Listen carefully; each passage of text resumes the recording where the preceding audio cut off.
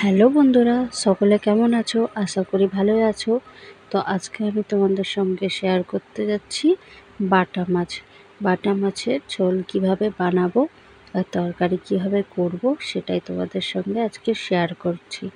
ঠিক আছে বন্ধুরা, দেখতে থাকো, আশা করি ভালোই লাগবে। তো দেখো, প্রথমে আমি আলুগুলো ভেজে নিচ্ছি, আর মাছগুলো তো আগেই ভেজে রাখা আছে।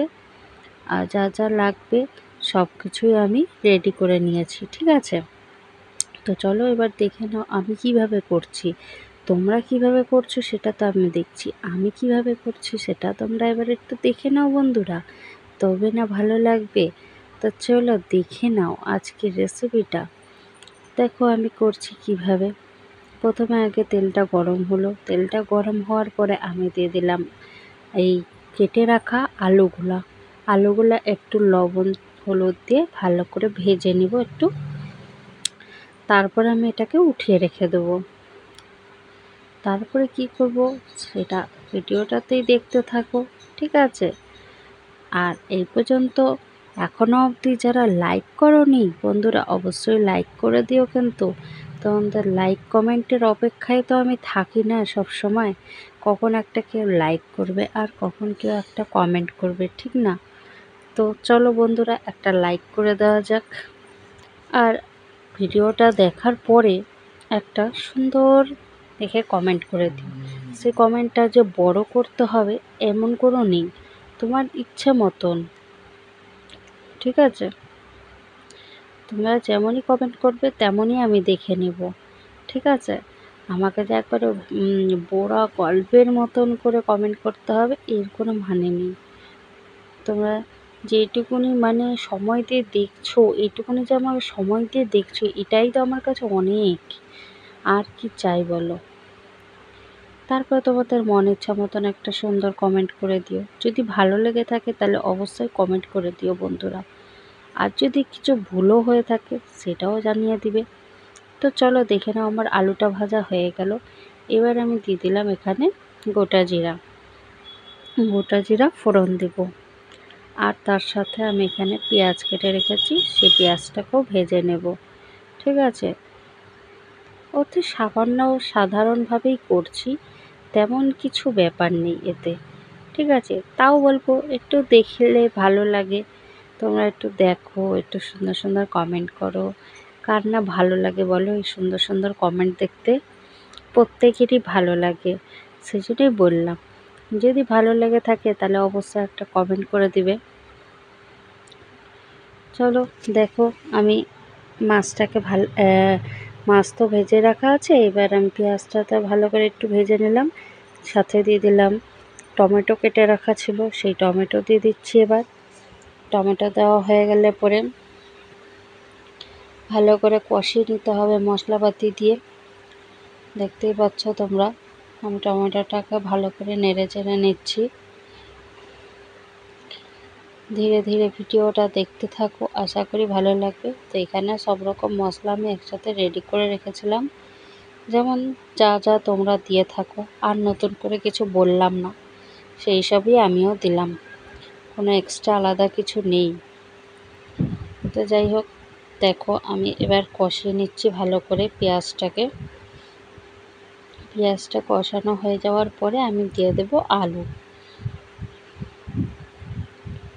এর মধ্যে একটু আমি জল দিয়ে দিলাম, কেন বলো তো বন্ধুরা? যাতে তরকারির কালারটা মানে নষ্ট না হয়ে যায়। মানে অনেক সময় হয়ে যায় কি, পুড়ে যায় কালারটা, এতে কালারটা একদমই বাজে হয়ে যায়, যেমন সাদা ধরনের হয়ে যায়।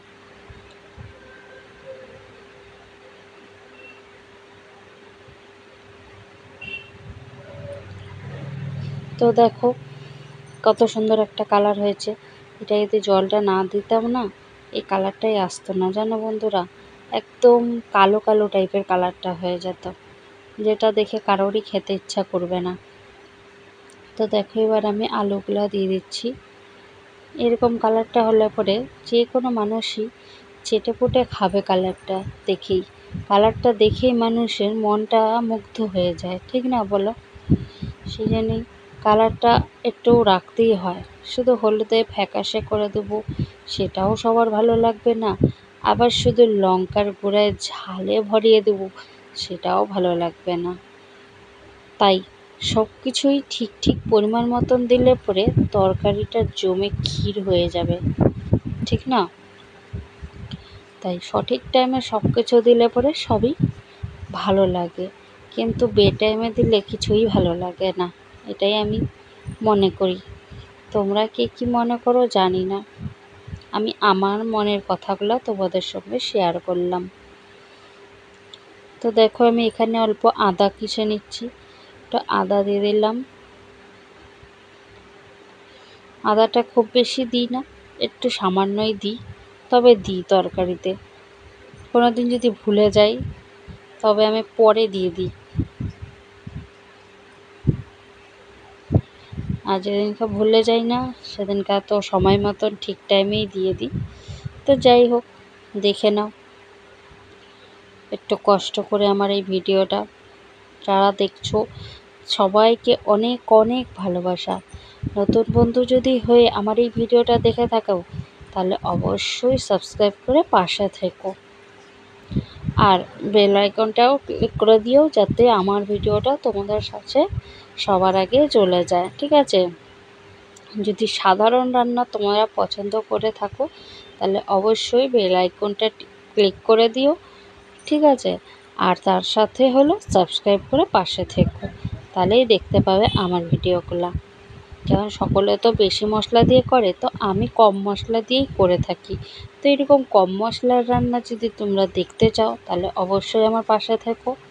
নিত্য নতুন আমি দিনে কী রান্না করি না করি সবটাই আমি শেয়ার করে দিই তোমাদের কাছে। তা আজকে তো আমি এটাই শেয়ার করলাম, এরপরের দিন আবার যেটা রান্না করব সেটাই তোমাদের সঙ্গে শেয়ার করব, বুঝেছো? আশা করি বন্ধুরা তোমরা সবাই ভালোই আছো, আর আমার এই ভিডিওটা আশা করি তোমাদের ভালোই লেগেছে।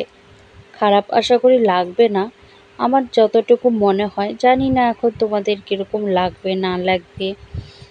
তো ভালো করে ভিডিওটা দেখলেই বুঝতে পারবে কেমন করলাম, কিভাবে রান্নাটা আমি করলাম।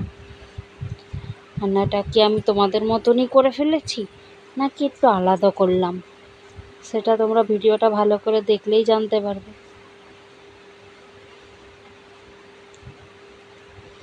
তো দেখো আমার আলুটা কিন্তু সিদ্ধ হয়ে এসেছে, অনেকটা ফুটে গেছে তরকারিটা। এরপরে একে একে আমি মাছগুলো দিয়ে দেবো। দেখো মাছগুলো আমি একে একে সব দিয়ে দিচ্ছি।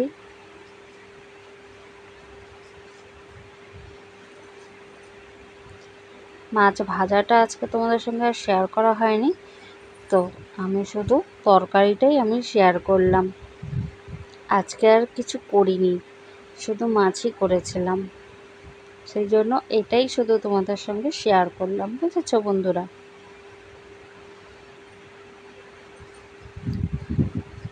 তো এইভাবে আমার পাশে থেকো, সাথে থেকো, আমিও তোমাদের পাশে আছি, সাথে আছি।